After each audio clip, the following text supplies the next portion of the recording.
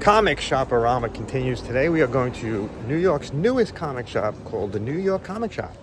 New York Comic Shop. Yep, but it's here in Bay Ridge, Brooklyn. Brian's favorite place, one of my least favorite places. There's no parking, there's traffic, but let's see how the comic shop is. It's brand new, so should be a good one. Let's go inside.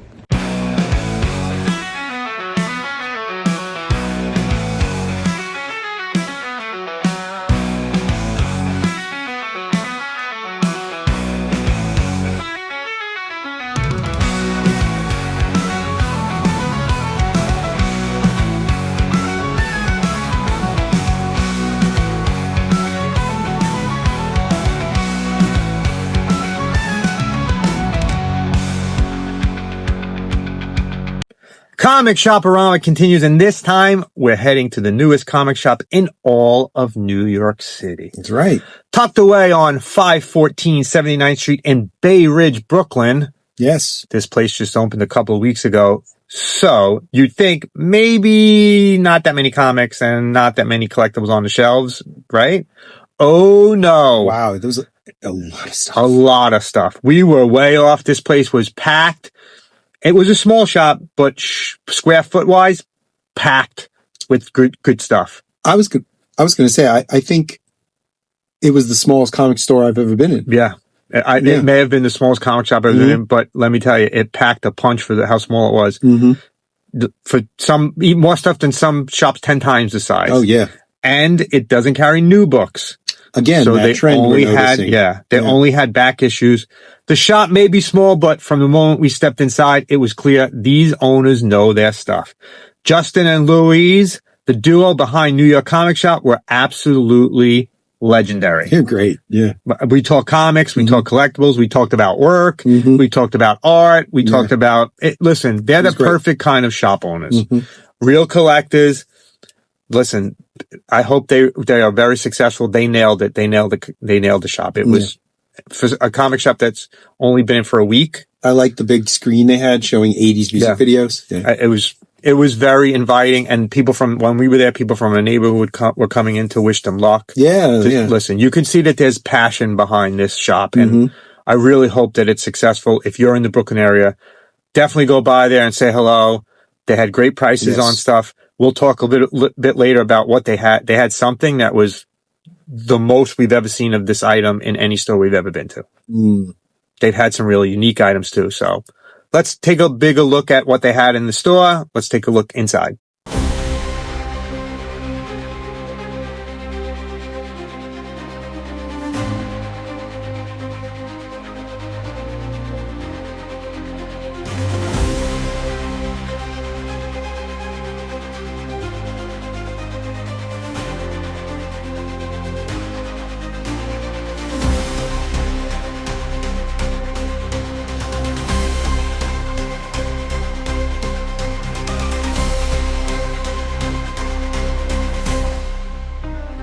Now, they didn't have dollar bins. They've got $2 bins. And before you roll your eyes, let me tell you why that's actually awesome.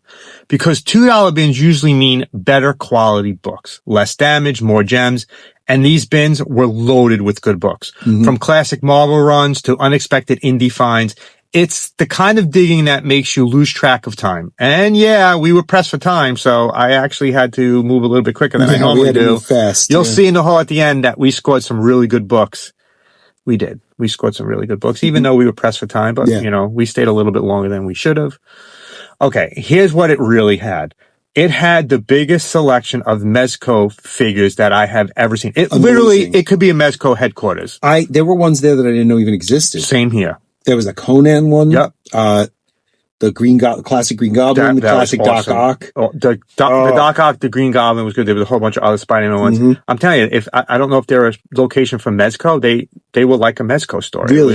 Really cool apparently stuff. They said they bought that collection. From somebody complete. Yeah. But the Dr. Doom. Oh, what a figure. Heavy, it's made of metal. It was die-cast metal. Absolutely magnificent. Little bit too pricey for me though. That's why I didn't buy it. I'm not a Mezco guy, so if you're a Mezco collector, you should pause this video right now and go to the shop right now. Yeah, right. Get over there and get it. Yeah. That Doom figure, the entire body is metal, is die-cast metal. Die-cast metal. With different face plates. But the cloak was real cloth. Yeah. And it was a beautiful Oh, thing. it was beautiful. It had such a nice weight to it. And they took it down from the shelf and let us look at it. Hold it. Oh, that was a great looking figure. They also had Marvel Legends, X-Men, Avengers, Spider-Man, even some vintage figures that we saw that we haven't seen in a long time. Yeah, they did. They had some, they had a really great Toxic Avenger figure. Toxic Avenger, Teenage Mutant Ninja Turtles figures. Silverhawks. I haven't seen Silverhawks in a shop in a long time. Mortal Kombat. While we were there, a guy came in and asked for the Marvel Legends Crystar figure. Right. And they were like, oh, we don't have it, but we can get it for you right away. So if you need a figure, they had DC superheroes figures. I hardly ever see that many. You don't see those a lot, They had a really interesting Voltron tattoos in the case. Oh, yeah. They must be worth money. They had them in the case. I've never seen those before. It was like we were in a time machine at points because some of these toys from the 80s were in really good condition. Great condition. Yeah. And they're always buying new stuff. They're buying collections. They're buying comic collections. They're buying toy collections. So really nicely divided between toys and comic books. Yeah. And they had a back room apparently where they were storing stuff. And I was like, I want to get back secret room. I was thinking, I want to get in there. I want to get in and see what's in the secret back room. They do a Whatnot auction. So if you want, go check them out. The New York comic shop on Whatnot. So they sell, I believe it's Mondays and Tuesdays, they said. So check that out if you can. Go and join them. And they had some great prices on stuff. So, I mean, we had a great time there. Yeah. As soon as the shop opened, I reached out and I asked them if we could stop by, and they were very welcome and they were glad to have us. They actually had said they watched some of our videos already, so they knew who we were. People know us. That feels nice. We're big in Japan. All right, let's talk about wall books. Not only did they have some heavy hitters, but they had something I've never seen before in a comic shop. Those 2 Spider-Man inker copies. Yeah. Possibly one-of-a-kind production items they had 2 of them. For Spider-Man fans, this is next level collectibles. You could brag to all the other Spider-Man fans that you have these. They were hand colored. Hand colored. Yeah, hand colored and hand inked. Never seen ones before. Yeah, never saw anything like it. And they were on the wall, so they were pricey. But if you're a Spider-Man fan, they were fantastic. That was definitely next level. Let's take a look at the wall books. At the end, tell us which one you would have bought if you were there. Maybe those Spider-Man ones. Remember, money's no object. Buy whatever ones you want. Let's look at the wall books.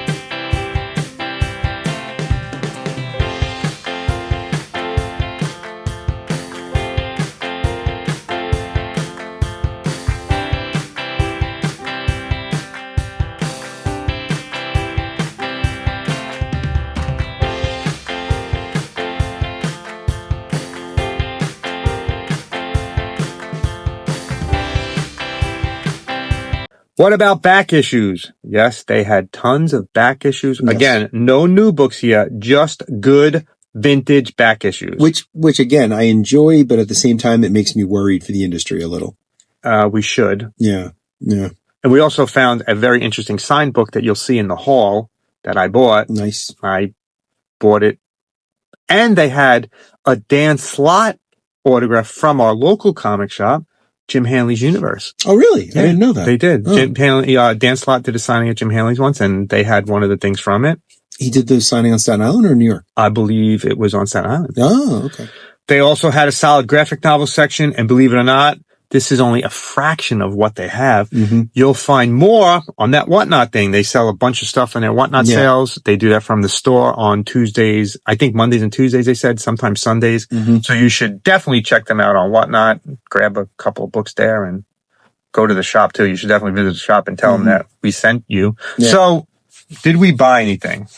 I don't know. Maybe we didn't. Of course we did. Yeah, we did. You know we can't resist buying comic books when we're in a comic book shop. Madness. It'd be sacrilege if we went to a comic book shop and didn't buy comics. Madness to even suggest it. And here's the best part. The prices were really good. So we didn't spend a lot of money, but I got a nice size haul. I bought a couple of I bought one book that I really am glad I picked up because I was debating whether I should buy it or not, and I ended up pulling the trigger on it. And I'm so glad when I go through afterwards, I was so happy that I bought it. You'll see why I was glad it was. It's like you forgot it and you went through and were like, ooh. Yeah, no, because I was debating buying it when we were there, and I was like, I don't know if I should get this one or not. I really not something I normally buy, but I ended up buying it. And then when I was getting ready for this video, I was like, I'm so glad that I bought this specific book. Yeah. Listen, the best part of this was the prices were fair. The people were awesome. It was a great vibe in there. The neighborhood community was coming in just to welcome them. It's a shop you want to visit. Take a trip out to Bay Ridge. Visit New York Comic Shop. You won't regret being there. There's a lot of restaurants around, a lot of other stuff to do there. Absolutely. You can go get yourself a really good piece of pizza right after shopping for comics. Yeah. So, before we look at our haul, we also had some of our subscribers recently send us some of their hauls. So let's take a look at some of the hauls from our subscribers. Louis sent us some stuff that he recently acquired. Steve sent us a photo of his recent win from us. He won one of the figures we were giving away. Steve received the cards that he won, another winner here. If you would like to send in some of your recent hauls, email collectorsconfessions@gmail.com. And here's Dr. Doom with how you can help the channel. Foolish mortals, you now have the chance to join Doom's inner circle at Collector's Confessions. For a mere 99 cents, you gain access to members-only shorts and secret transmissions unseen by the unworthy. Rise higher at $9.99. You'll seize early access, exclusive videos, unedited footage, and even the power to choose Doom's next conquest. But for the true elite, the Dr. Doom tier, $99.99, grants you world domination. Join now or be crushed beneath the might of Collector's Confessions. All right. You got to see some of our subscribers' hauls. Now let's look at our haul. We did buy stuff at New York Comic Shop. Of course we did. And I think I bought something that I'm really happy with. Brian, you can go first this time. What did you buy? I didn't get much. It's a small haul. Not like my Comic Station haul. It's just that. But I don't know what I had in my head that day, but I was very drawn right away to a bunch of movie tie-in stuff. So, because I love the disaster that it all turned out to be. Okay. Transformers the movie from 1986. I got the comic series adaptation, the whole thing, the miniseries 1, 2, 3. If you've seen the movie, you know exactly why I'm calling it a disaster. It scarred a generation of children. Did you ever see it? Yes. And you know why it hurt people? Yes. Okay. Yes. So I got this, figured, let's throw it in with my other Transformers stuff. Also, kills me that I don't have number 1. Okay. But I got 2 and 3. RoboCop 2, the movie adaptation, 2 and 3. And you don't have 1? Oh, I know. I am an unapologetic, lover, I don't know, of RoboCop 2. I love RoboCop 1. It is much better than RoboCop 2, but I like RoboCop 2. And I know a lot of people don't, and I don't understand why. It's a fun, weird, overly violent movie. The artist on this? I have no idea. I haven't looked into it yet. It looks like Jim Lee. You think so? Yeah. No.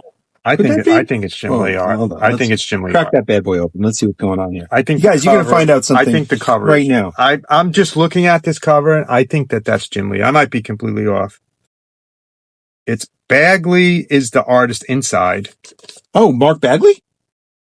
Yeah. Oh, Lee Sullivan. Oh, Jackson Geist. That's who I recognize. Jackson. It's Bagley art. Oh, Mark Bagley. Oh, look at that.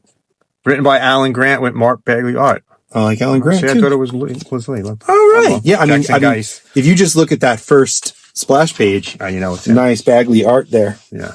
Look at that. Cool. Yeah. Nice. Wow, it's a better pickup than I thought. There you go. Now you need 1.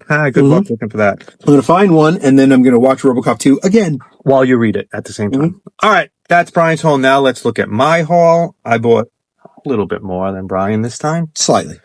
I think they're all Marvel. I only bought Marvel comics this time. So I like this series. It's a strange one. It has like little games inside. It was like kind of a goof series back in the 70s. They had a few of those goof series there, I noticed. I that was unique. This is, I like this one. I have a couple other issues of this. It's funny. It looks that's the Hulk. That looks like Lou Ferrigno Hulk. So it's got to be from the 70s. I like that. Yeah.